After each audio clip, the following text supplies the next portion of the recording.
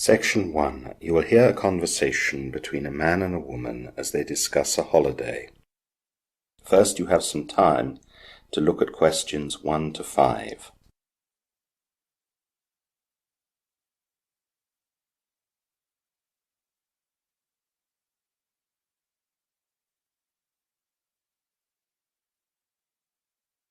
Now the full test will begin. You should answer the questions as you listen, as the recording is not played twice. Listen carefully to the conversation and answer questions 1 to 5. Good morning. My name is Keith Waters. I'm interested in finding out about certain type of holiday. Would you be able to help me with that? Welcome to Sunshine Tours Agency. My name's Penny. Yes, I'm sure I can help you with that. What exactly are you thinking about? My wife and I are interested in a cruise of the Mediterranean. That's a nice idea. A cruise on a ship in the Mediterranean is very popular right now. Can I take some basic details from you first so I can work out what kind of cruise might suit you? Of course. So your name is Keith Waters, and your wife's? Her name is Melissa Waters. Would you spell Melissa for me? It's Melissa. And it's just you and your wife? That's right. We don't have any children. Okay, let me make a note of that. Fine. Now, how old are you both? I'm 32 and my wife's 30. Thank you. Now I'd like to ask about your interests and hobbies. This will help in choosing the right cruise for you. We're both keen on traveling, of course. That's why we'd like to go on a cruise. We're also quite sporty. We both swim and jog quite a lot. We're interested in cinema and history. Melissa is also a keen fiction reader, but I prefer nonfiction. What kind of budget were you thinking about? We can spend between $7,000 and $11,000 on the trip. As cheap as possible, of course, is best. Right. I've got all that down. Now, I need to know when you'd like to go on your cruise and for how long. Our holiday window starts on the 1st of July and ends on the 16th of July. Okay. And as for length, we'd like to have at least 14 nights on the ship. Thank you. I'm sure that'll be possible. Before the conversation continues, you have some time to look at questions 6 to 10.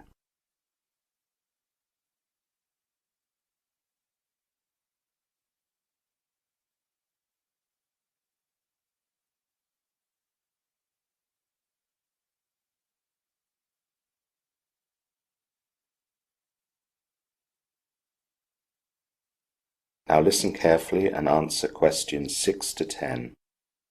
Right. I've got all that down and I've got some ideas for you. I'll just make some notes while I listen, if that's all right. Of course. So, we have 2 boats that fit the dates you want.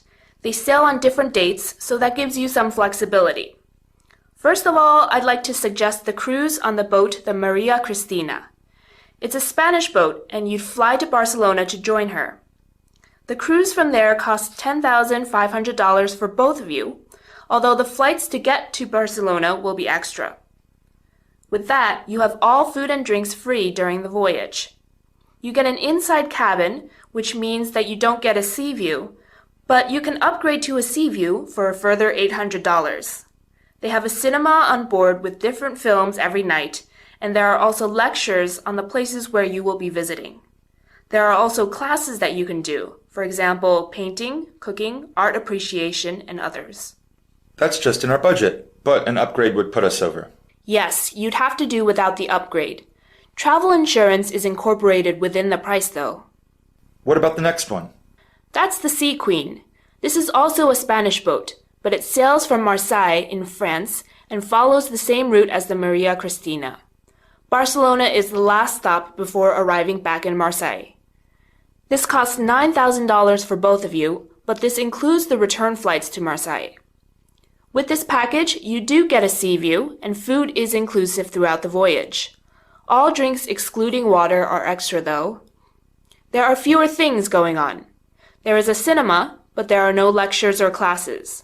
There is a swimming pool and gym, though, so you'll be able to keep up with your exercise. That's quite a lot of information, so I'd better get back and speak to my wife. She can come back here with me in 2 days, so I'll expect we'll have chosen which boat to go on by then. We can talk further details when we come in then. That's great. See you in 2 days. Yes, see you soon. That is the end of section 1. You will now have half a minute to check your answers.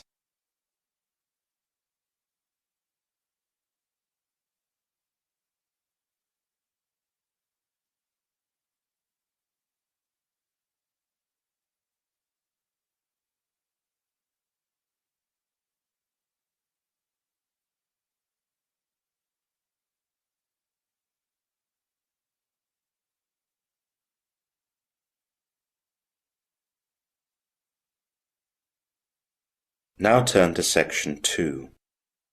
Section 2. You will hear a man and a woman on a radio program as the man gives an information talk on a reading charity. First, you have some time to look at questions 11 to 15.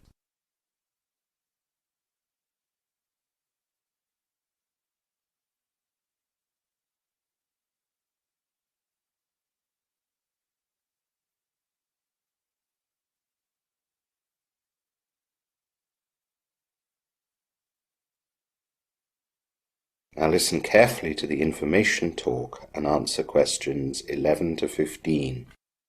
Good morning everyone and welcome to Radio Star, your local radio station.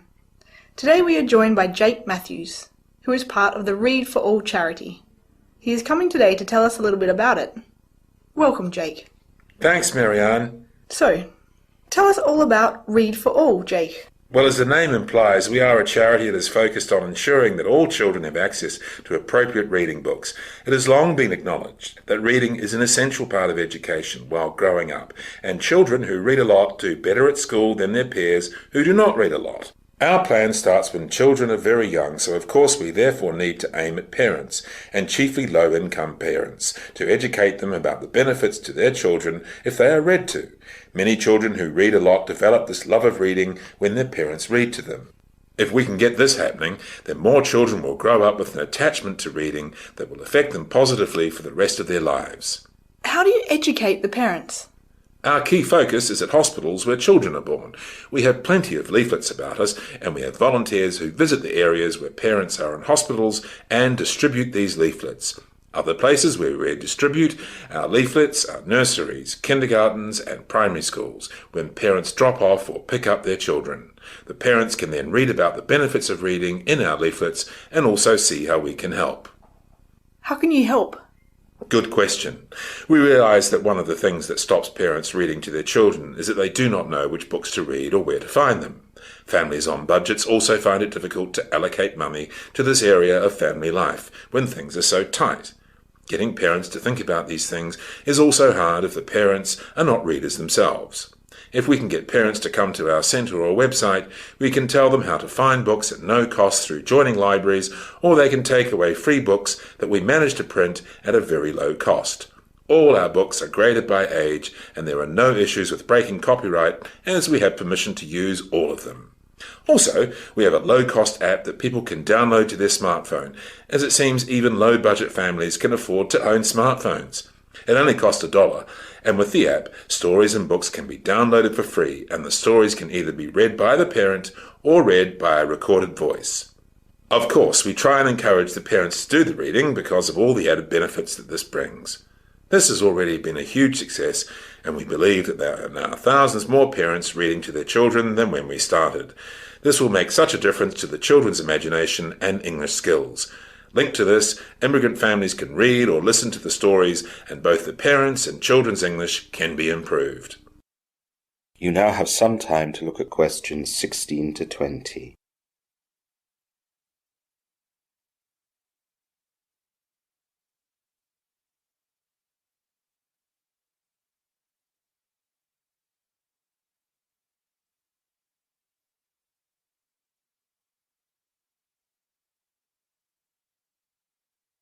Now listen to the rest of the information talk and answer questions 16 to 20.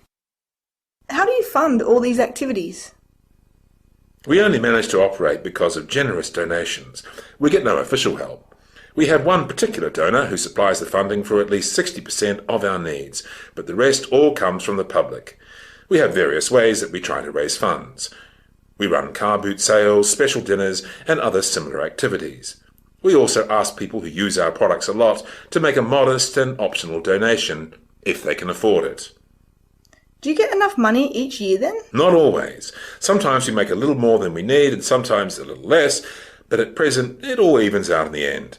We'd do better with more money though. I'm sure many of our listeners would be keen to help out. How can they find out how to get money to you? Thanks very much for the suggestion. We have a website called readforall.com. There is an icon on the home page labelled Donations. If any of your listeners click on that, they will see the process of how to make a donation. This will probably be more convenient than sending money by mail or trying to find one of our centres. Thanks very much to anyone who does this. I'm sure you'll get a good response. I'd like to tell you now a little about volunteering, as we've received some questions about that. Of course. We cannot afford to pay a salary to anyone who comes to do any work for us, although sometimes we can pay for some modest expenditure incurred for travel from where people live to our centres if we can get receipts. This will all be explained in our volunteer leaflets that can be picked up at our centres or found on the website, but I just wanted to make this clear up front. Now I'd like to let people know about where to come if they'd like to volunteer.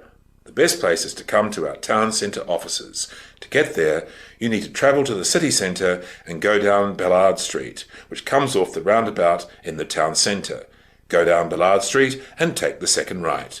You'll recognise the turning as there's a cinema on the corner. Across Ballard Street from it there is a police station, so you go down the road on this turning for around 100 metres. On the left are our offices above a car dealership. It's pretty easy to find us. If you come by car you can park on the street, and there are of course lots of buses that go to the town centre. If you can't find us, give us a call or ask for directions to the main town post office, which is right opposite our offices. That is the end of section 2. You will now have half a minute to check your answers.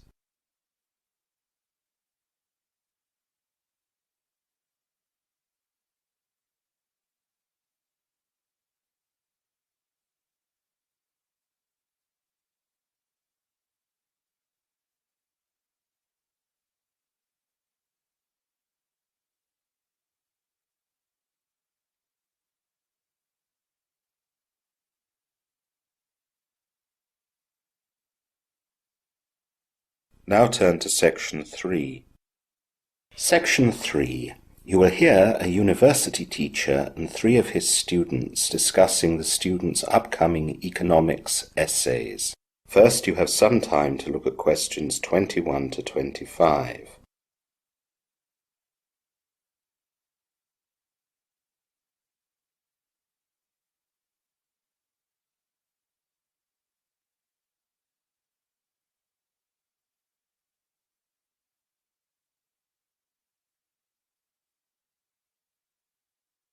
Now listen carefully and answer questions 21 to 25. Good morning, Mr. Stevenson. Good morning, Amy. Are William and Anna with you? They're just coming. Here they are. So, good morning. Now we're all here, let's begin. You've all got your extended economics essays due in next month, and so we're meeting here today to discuss your progress. So, Amy, tell me a little about your essay. Well, it's going fine, Mr. Stevenson. I chose to examine how global oil prices have affected the car industry. That's a good subject at the moment. Those price fluctuations are creating some very unexpected results.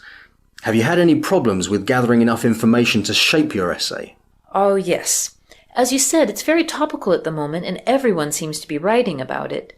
I've more than enough information. Actually, my main headache is with my sources. I don't have much experience with an essay of this type, and I'm not used to creating the citations in the correct way. Yes, the first time that people write an essay at this level, they often have problems with sources. Once you've done a few essays here, you'll learn what to do and you won't have any further problems. We try to help students with this area on our website, where we have a guidance sheet that details all the procedures that you'll need. Oh, good. I'll check that out. Now, how about you, William? You're writing about the Australian fishing industry, aren't you? Things are pretty good, thanks, Mr. Stevenson. I'm not writing about the fishing industry anymore, though. That was my original choice, but I found that the sources weren't very good for that. Really? I thought lots would have been written about that. Well, yes, a lot has been written, but not an awful lot recently. Because there was a shortage in fish stocks around 10 years ago, most writers have focused on that, which means that today's normal situation doesn't attract much attention. Because of that, I decided to write about the effects of immigration on employment figures in the Northern Territory state in Australia. And things are going fine, you say? Yes, I've got plenty of up-to-date sources, but I have a problem with length. I seem to have gone about 2,000 words over the 4,000 word limit. I've reviewed my content and everything I've written is relevant, and there's nothing to cut. Writing too much is a common problem with essays as well. What I can suggest is that you work on the task of revision. Most people find that they are very wordy in their first drafts, and things can be expressed in a much better way with fewer words. I've no doubt that you'll be no different. It will be quite time-consuming, but go through your work sentence by sentence. You'll soon find the length of your essay will soon be acceptable. You now have some time to look at questions 26 to 30.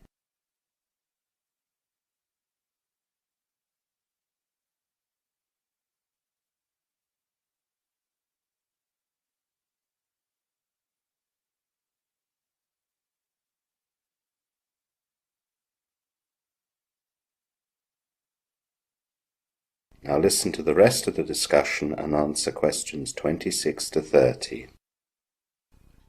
That just leaves you, Anna. How's your essay going? Not so well, I'm afraid, Mr. Stevenson. I've had lots of problems getting started because other essays were due for other teachers. When I was finally ready to start your essay at the beginning of this month, I got ill and I spent quite a few days in bed. I even went home to my parents' house so I could recover properly. Oh dear, that's quite serious. Do you think you'll be able to submit the essay by the deadline? I don't know. I'm finding it hard to settle down and put in the amount of work needed to do a good job. I find the library distracting because of all the people coming and going, and my housemates are too noisy to allow me to concentrate when I'm at home. Maybe you could come to my special evening work sessions. It's just a quiet time when students who find it hard to work independently at home or in the library can work without being disturbed. I'll be there as well, so if you have any questions, you'll have no delay in getting an answer. That's a good idea, Mr. Stevenson, but what I really need is an extension, so that I can really do a really good job on the essay. That shouldn't be a problem, Anna, but we have to follow the department rules on that. They specify that you need to supply a doctor's note for what you're asking for. If you can do that, then I will fill in the application form for you and approve it. Oh, I didn't think of that. I'll need to go back and ask for it. It shouldn't be a problem. Doctors in this town are used to providing them to support extension applications for students. Okay. Now, are there any other problems about the essay? Well, there are a few things. I'm still not sure about a good subject. I was looking at a couple of things and I found good resources on both of them. My first idea was looking at how tax breaks offered by the Australian government can stimulate overseas investment. That sounds as though it has possibilities. Yes, but it got rather overcomplicated, as tax often is, apparently. So what else have you thought about? I was stuck for quite some time. I researched a lot in the library and online, but as I said before, I found it hard to concentrate. You should have come to see me. I told you at the start that it was fine to get advice from me for choosing a topic. I know, I just felt I should do it on my own. In the end, I looked at a historical overview of imports and exports between Australia and New Zealand. It would mean I would have to travel to New Zealand to check resources there, but my dad said he'd pay for that. I also could avoid having to deal with tax, which would be a bonus. That's certainly more straightforward, yet should also be academic enough to fulfill the requirements of the essay. It is, but I found the subject rather boring. My first topic was more complex, but much more interesting. Well, let's let the others go and we can discuss your topics now and make sure that you've chosen one by the end of our time. Okay, thanks so much, Mrs. Stevenson. That is the end of section 3. You will now have half a minute to check your answers.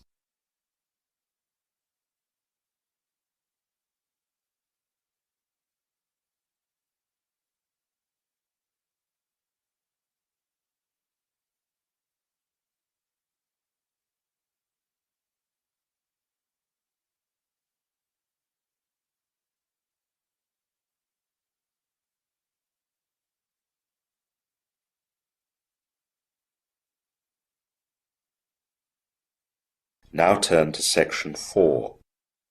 Section 4. You will hear a lecture on the signature.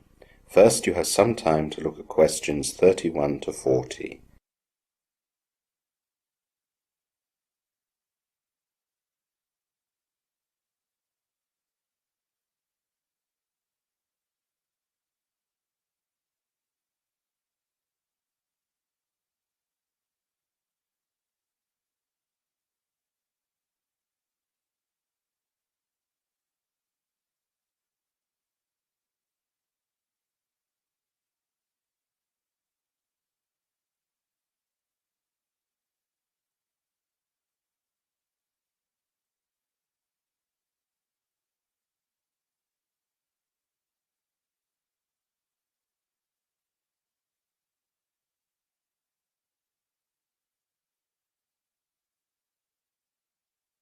Now listen carefully and answer questions 31 to 40.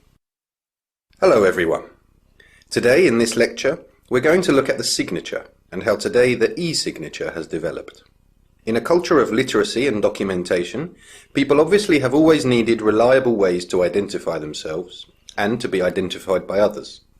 This could be for creating charters, contracts or wills, or for witnessing a document.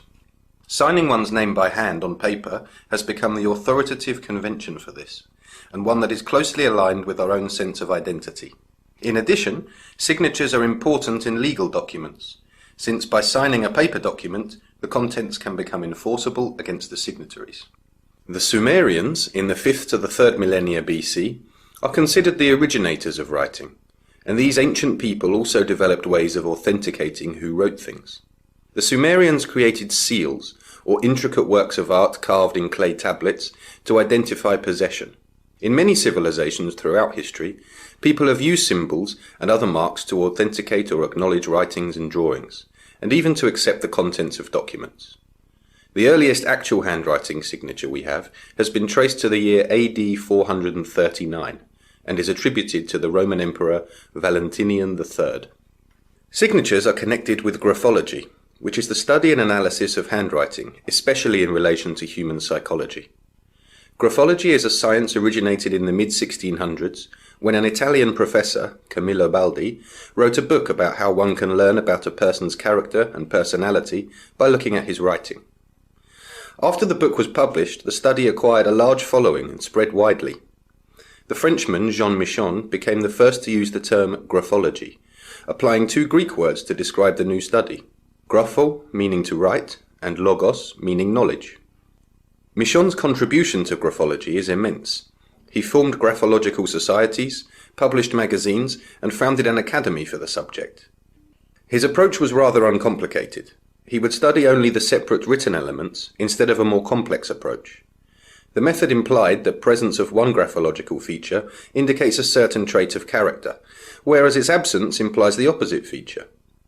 Not all his students and successors would accept Michon's method, though all agree that handwriting is a way of indicating personality.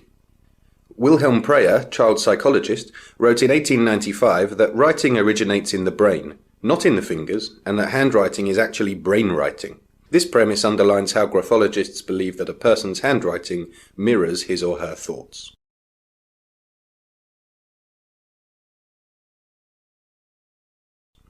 Signatures were of particular interest to graphologists, but technology may now have made the handwritten signature obsolete.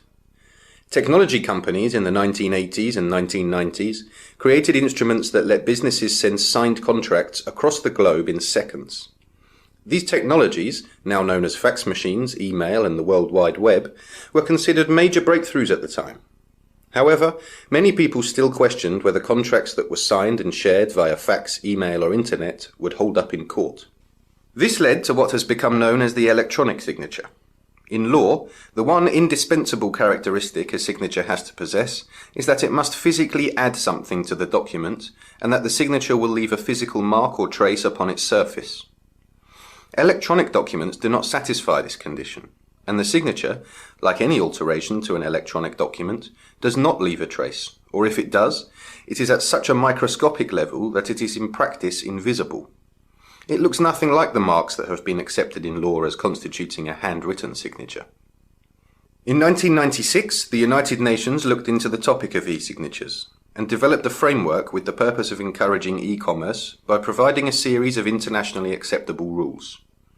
These rules removed many of the obstacles that had prevented foreign businesses from conducting electronic transactions in the past, and ensured that electronic contracts would legally receive equal treatment to paper contracts going forward. Many online businesses work with a click-to-agree basis. However, the desire for and utility of a handwritten, unique electronic signature is still apparent. Such a tool acts to enhance legal verification and adds a human touch to otherwise impersonal electronic documents and business deals.